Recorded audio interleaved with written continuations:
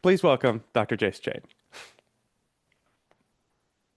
Hello, hi. I'm Jayce. I'm from Singapore, and I work at the Institute for Materials Research and Engineering at A-STAR. That's our national lab. And thank you all for coming. I do understand it's a tough time for a lot of you. So I do hope this is interesting to you. I am a senior scientist here, and I work mainly on building modular robotic solutions for different materials classes in my institute. And today, I'll present a paper that I wrote with my colleague, Dr. Pablo Quijano Velasco. He's a scientist in my group, and it's an open source modular robotic open source modular laboratory robots as building blocks for flexible assembly of self-driving labs. Just a quick overview of A-STAR Singapore. We're a national lab. We have about 5,400 personnel distributed between science and engineering, and we do biomedical research as well. I come from the Materials Research Institute, so Institute for Materials Research and Engineering. And so today's presentation will be mostly focused on solutions for materials. So from one national lab to another, I'd like to start by contextualizing our research with this framework developed at Argonne National Lab. I really like this paper, Towards a Modular Architecture for Science Factories. And they have a large lab there where they do a lot of testing of all different kinds of solutions. And you can see they've come up with a framework that classifies all these solutions in material science. On the left, you have integrated systems. Sorry, just let me get the... these are integrated systems. These are your chem speeds. These are very expensive, but robust, and industry loves them. And we move down, we get more flexible, we get more reconfigurable. You see the mobile robot, just like at Professor Andy Cooper's lab in Liverpool, the mobile robotic chemist. And as a thought experiment, humans are the most flexible robot. So this is very useful to me. It was very useful to us at the start because we started a program in 2018 here at IMRI. It's a very large program. And at that time, it was not really clear to us whether you could use AI and lab automation to discover materials. So this was the first of a kind in Singapore and maybe pioneering around the world as well in materials. And from 2018, you can see that it took us until 2020 to acquire the first Zinser analytical workstation. This cost us almost $1 million. It took 2 years to arrive. It was customized for one experiment. And it's similar to a chem speed. So this does spin coating of thin films. From left to right, you can see it does synthesis. It does it in a heater shaker unit here. It does spin coating. And then we have our UV display reader at the back to characterize the films. The problem was that in the 2 years that it got, we still had to provide results. So in 2019, we started hacking. We got 3D printers, we got Opentrons, we started to build our own robots. And you can see that actually the output from all these things was almost 10 times more than this $1 million thing that we bought. And the problem with the very robust industrial robot was that once we had done the work that we had initially mapped onto it, after that it was extremely expensive and time-consuming to change the workflow. And right now, it's sitting in my lab. Basically, it's a very advanced split reader. So that really catalyzed us to develop our own modular robotic system. And so the program ended in 2024. And after that, we started thinking, well, in building all these, what were the things that tripped us up the most? And what does lab automation mean to a lot of people? So we really think it takes a village or an institute to build an SDL. And we were thinking, who are our stakeholders when we build these? So of course, you have your PIs, grad students, and researchers. So these are the people who will actually work with the things. But even with not considering people running the research, there's lab and building management, research management, and corporate management. All these people really have a say in how your lab's going to look like. And finally, we work with a lot of industry, specifically startups, and we found that these people have different concerns even than the other people. So we have included them here. And in thinking about these, we found that a lot of people have different concerns. So flexibility, cost, data quality, reliability, reproducibility, throughput, and safety. For instance, if you're a student, you want to be flexible, right? You want to try 10 new things a week. If you're a PI, you are probably concerned about funding. and you want to generate data quickly. Whereas if you were an industrial researcher, such as us, we do work with companies a lot. We're really interested in reliability and reproducibility, and as well as scalability. Can whatever you discover here scale up to industry? And of course, if you're a research admin, building management, you're interested in safety, and all these are really gonna, affect how your SDL looks. So we're trying to translate our stakeholder requirements into design principles, and we came up with a lot of brainstorming and with our team and with other teams in my institute. We came up with the requirements you see on the left that we were hoping our platform would fit. So the first thing we realized is that if you want to do serious research, you have to fit into fume hoods and glove boxes because 90% of the interesting research is fairly toxic, either to you or in the case of clean rooms, you are making your sample dirty. So your robot has to fit into fume hoods or glove boxes or into a clean environment. I imagine in the bio side, it'll be laminar flow boxes, but no matter what, it has to fit into some sort of containment. The next part is, of course, they must be flexible. So you must be able to change them out very quickly. We want to make them accessible. So making sure that just general scientific end users, a lot of the researchers here are not necessarily trained in lab automation. So it must really be very easy to use and prototype. It must be easily maintained and repaired. And we also add here maybe that it must be easily modified because we want to be able to try 10 things in a week rather than taking really, really long to maintain and repair and modify. And the last part is that we want it to be capable of detached operation. So this is to cater to the needs of many different groups. Sometimes people just want a small robot to do one single thing. Other people want to put 10 of them together in an SDL to form a whole chain. And we wanted to make sure we could provide solutions to all these groups. So what we came up with, we called the Qubot. The QU stands for quantum, not in the sense of quantum computing, but rather quantum as a single unit. So a single unitary robot. And this forms the high throughput experiment platform if you put many of them together. And our basic offering is the gantry robot, although we have also developed the cantilever robot where two sides are exposed, and this allows robot arms to reach in a lot more easily. The requirements then dictated some sort of principles that we adhere to. So modularity, that's very easy. We just want to make sure they're interchangeable. I can swap units in and out as I want. Compact means that we try to design our mechatronic elements such that the end effector inside any one of these accesses the most available area. This was not trivial. It was really challenging actually to put two MTP plates into one 30 by 30 cm breadboard. That was very challenging. Our next principle is really good. It's really good for saving costs because the leanness of something means that we buy the least amount of actuators that's needed. So if you don't need degrees of freedom, don't buy actuators that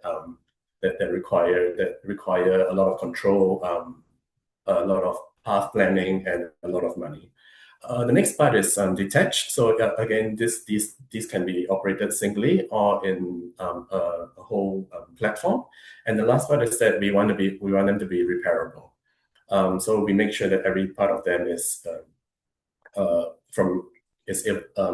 easily purchased off the shelf, and you only need basic prototyping facilities. The whole thing can be assembled with a 3D printer, although that would not be the top end model. Based on our principles, we selected certain elements that we thought would satisfy the principles. So each Qubot is made on 300 by 300 mm optical breadboard. So that's about 30 by 30 cm. These are aluminum. They are very mechanically and chemically robust. So they're resistant to most acids because of their anodized coating. Plus, solvents are perfectly fine. And also they come with a patterned holes such that you can mount a lot of different things to them. In terms of compactness, we have chosen an XYZ gantry architecture, which means that we can access quite a lot of the space. I'll characterize this later. And again, XYZ gantry requires the minimum number of actuators to traverse the whole space. Although you don't get degrees of freedom such as pan and tilt, you can still do a lot of it. Each one is self-contained in power because we're using the duet controller board. This is also used in Jubilee. We love it a lot because the moment you say Jubilee duet, everyone goes, oh, that's used in Jubilee. I know how to use it. So that really lowers the barrier to entry for using the Qubots. And finally, we make sure that all of them are off-the-shelf parts. And we've also gone one step further and make sure that all the screws are only hex. So you could assemble the whole thing with an Allen key set, just like an IKEA flat pack robot almost. And so this is how we selected. So I'm presenting it linearly here, but actually this was really, really messy. We basically tried everything here. So it was a back and forth between base, mechanical layout, actuation. This doesn't work, back to the base. But mainly we were thinking, we have a few different kinds of base that we see in accessible lab automation solutions. The first is actually the Opentrons. That's literally the CAD of the Opentrons base plate, which is defined by Opentrons, so that's proprietary. We did think of coming up with our own proprietary base plate, but then that would require anyone who wanted to use it to actually CNC one, which would then be very costly. The next is T-slot. So T-slot is used in CNC machines. So Keith Brown uses the Genmitsu, Keith Brown over at Boston University. His group uses the T-slot T-slot based on a Genmitsu router. This is also great. We've built his setup over here. It's very easy to use. But on the other hand, it's challenging to align because it does have an extra degree of freedom in the Y direction because the slots go this way. And also it's an arbitrary size. So you would have to order a large piece and cut it out yourself, which I assume not everyone is able to do in the lab. So we went with optical breadboard. We just buy this directly off, AliExpress from China. And these are 30 by 30 cm. They're very easy and cheap, and you don't have to cut them. It's just a standard size.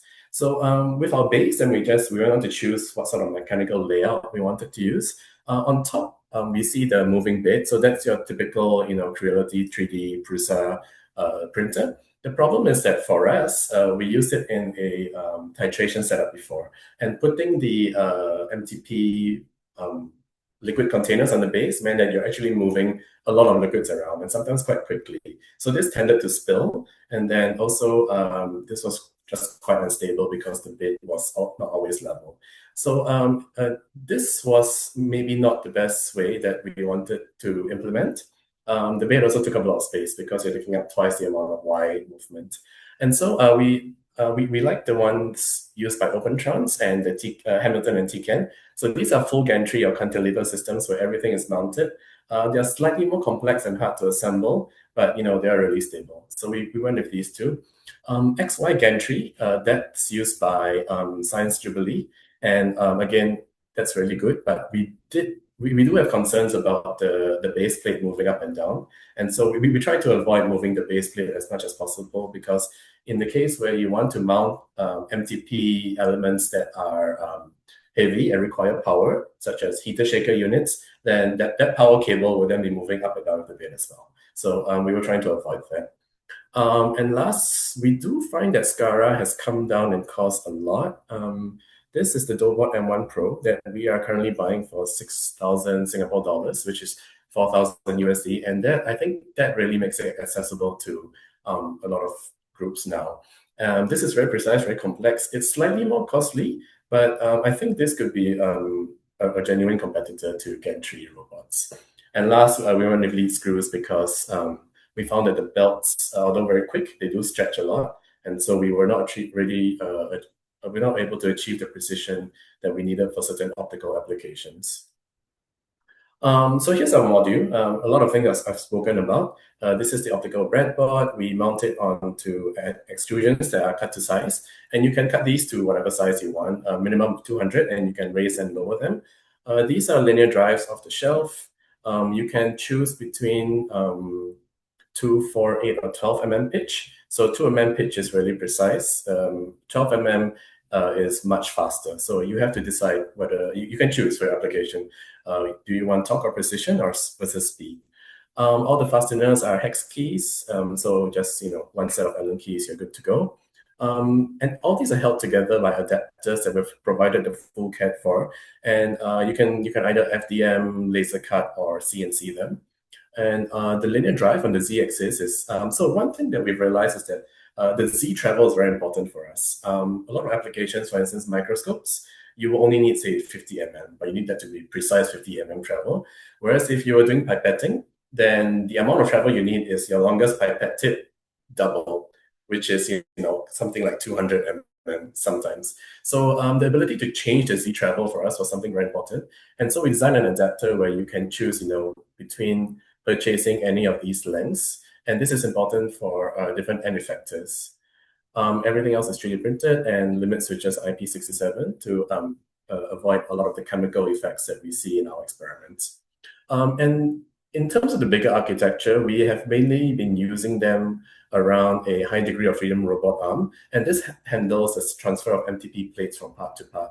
So you can see that we've developed quite a few of these bots, as well as each bot then has modularity in terms of the labware and the functional labware that you can place on it. So that's a huge design space for design of experiments. And also in terms of the control systems, the cheapest one is, of course, an Arduino with a bunch of drivers. And the Duet 3 of the Science Jubilee is also a very nice option, especially when you consider that it has Ethernet and Wi-Fi. And this has really made a huge difference when you operate with, say, 10 of them. You can't be plugging in 10 USB cables. So putting them, connect them to a router, reserving the addresses, has made the control a lot easier. So we do recommend that Ethernet or Wi-Fi is used for controlling these Qubots, especially in large fleets. Okay, so now on to characterization of the Qubot.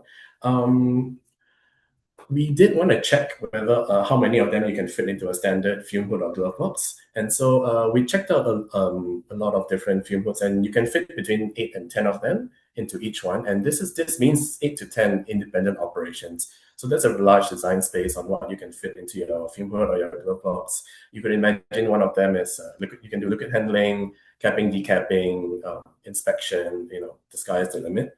And we also compared versus a few other things. So we purchased all of this. This is the good old Creality Ender 3. You can put about 3 of them in our fume hood. You can put 2 Opentrons, but the Opentrons does cover a huge area. So that is really, really good. You can put something like 24 MTPs. And this is the Ganmeter router from Professor Brown's group at Boston U. Also a very nice solution. You can put, I think, 6 of these. So it's either 6 routers, 8 to 10 Qubots, or the Creality Ender, I think, did the worst. But it is a low-cost solution. So the moving bed really, that takes up twice the amount of space, does really cause you to lose a lot of the travel inside your glove box. So in terms of accessibility, we've shared everything. It's open source under the MIT license. We also have a guide on how to assemble it, including all the parts you have to purchase, all the parts you have to print, whatever you have to CNC, and how to put them all together. We're working on the wiring, but then the wiring manual. But I think this, because this should help with the assembly of the main part as well. So hopefully this is enough information for people to make their own. Okay, so moving on to nominal performance testing, we did a bunch of testing to mainly to help others who want to build it choose the right components for the application. This we did via ISO 230 to 2014, the test code for machine tools. This is mainly for CNCs, so it's not particularly for robots. But since we were building CNCs, essentially, we use this test code. And it does give guidelines on how you should perform the test. So the surface, we did have the option to use a granite block, but we opted to use our actual laboratory bench surface because the results would then be closer to what would actually be experienced in a lab setting. All the devices and the gauge have to be soaked overnight prior to testing, turn on at least 60 minutes before, and it's an unloaded test, so no end effector mounted. The results for repeatability are shown here for the Qubots as well as the Opentrons, Creality Ender 3 V2, as well as the Ganmeter router. Okay, so you can already see it was quite interesting to see how all the things that we knew from the different instruments were reflected here. So the gantry Qubot, you can see that it did pretty well, 2 to 3 micron repeatability in X and Y. Slight difference, the Y showed much better repeatability because I think it's really robust. It's mounted on 2 drives that there's no tilt if the motors are wired correctly. Whereas the X is still, you still get a bit of torsion this way. For when we switch out aluminum plates, securing them to PETG, so this is these are 3D printed. You can see that it's almost 3 times worse because the plastic is deforming. You're getting 5 to 6 micron repeatability rather than 2 to 3 micron. The next is the Open-Trons did really well. So we were surprised, like 6 to 7 microns repeatability on such a long travel and such a long core XY belts. They barely stretched at all. And it was really good. So you can see that the core XY system, almost similar in X and Y because it's the same belts that are running. So very cool. And the 3V2, as expected, the Y-axis was terrible. It was tilting and stretching. And the X-axis, just one single belt, that was much better.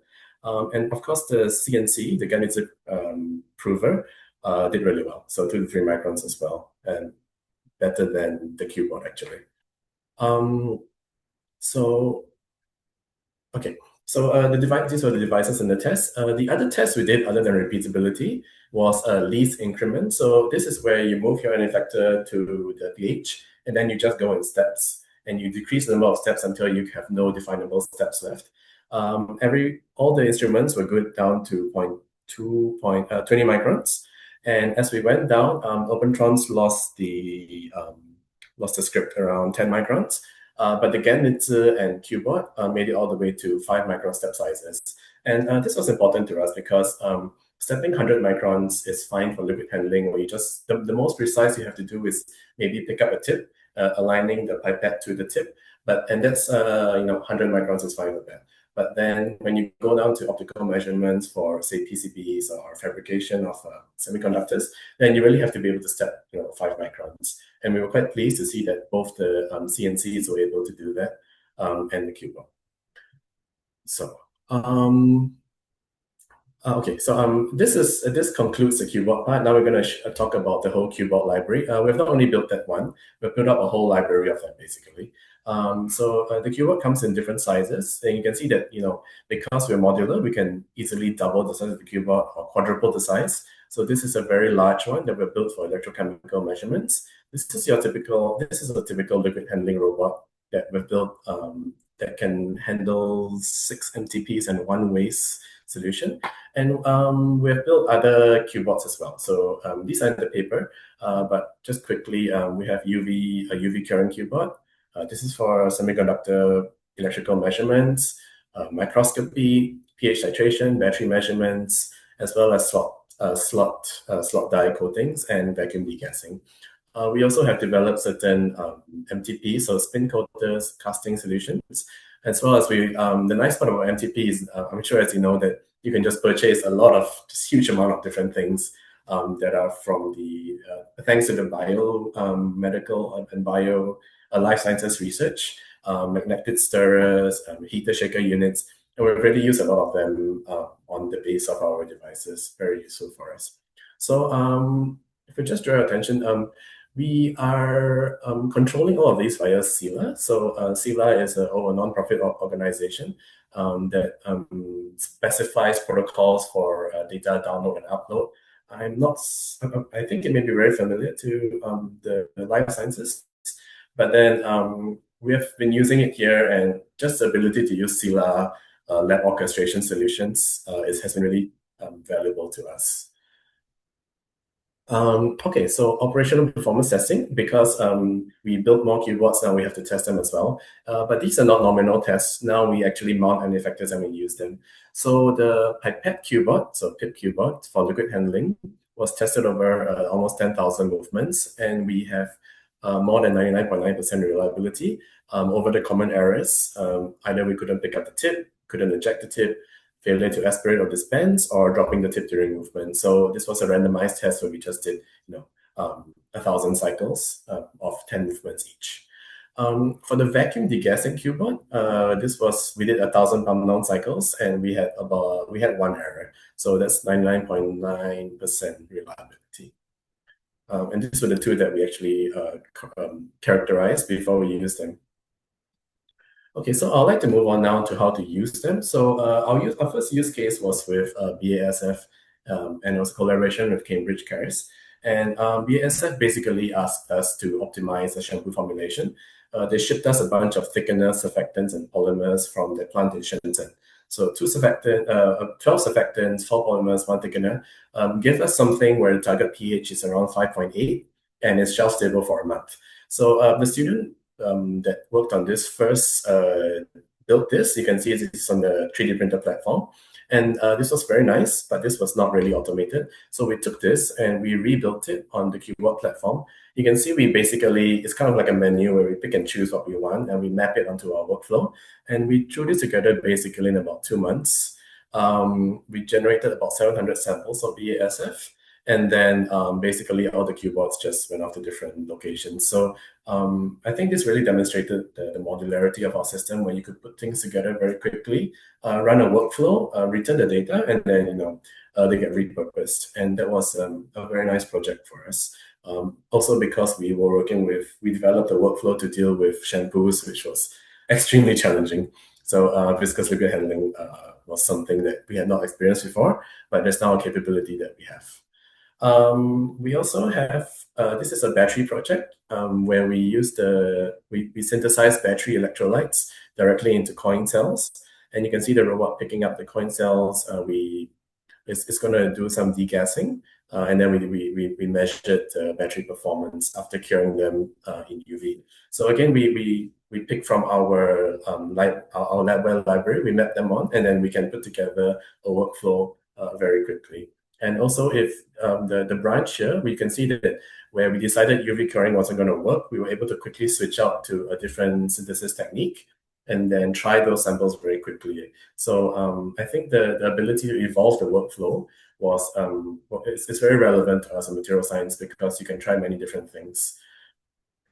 So I'm almost near the end now. So the future directions, we have actually started to move Qubots out of the lab.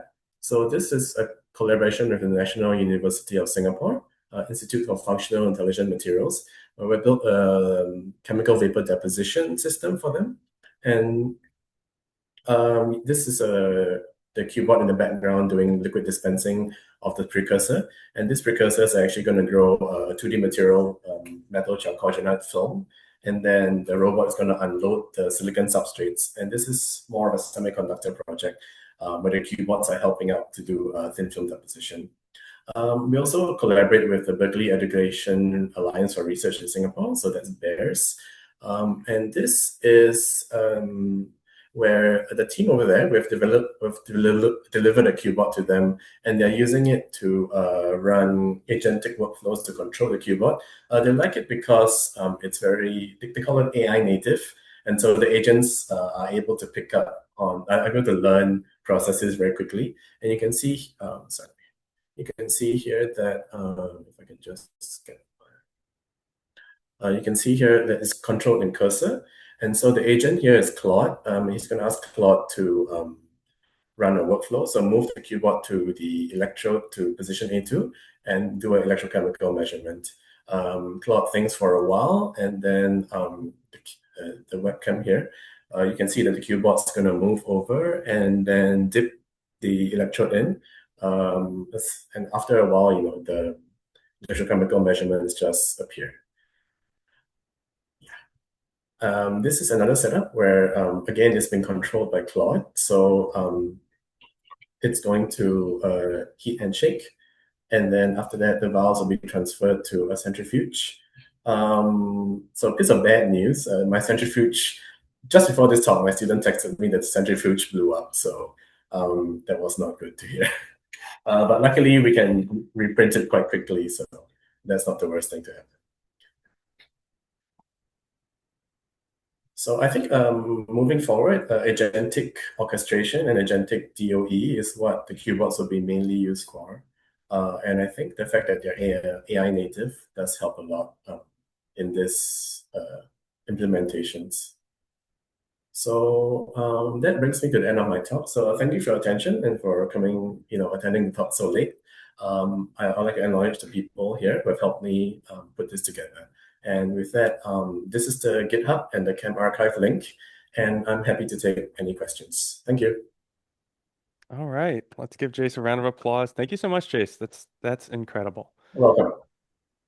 All right, I will stop the recording. We can ask a few questions.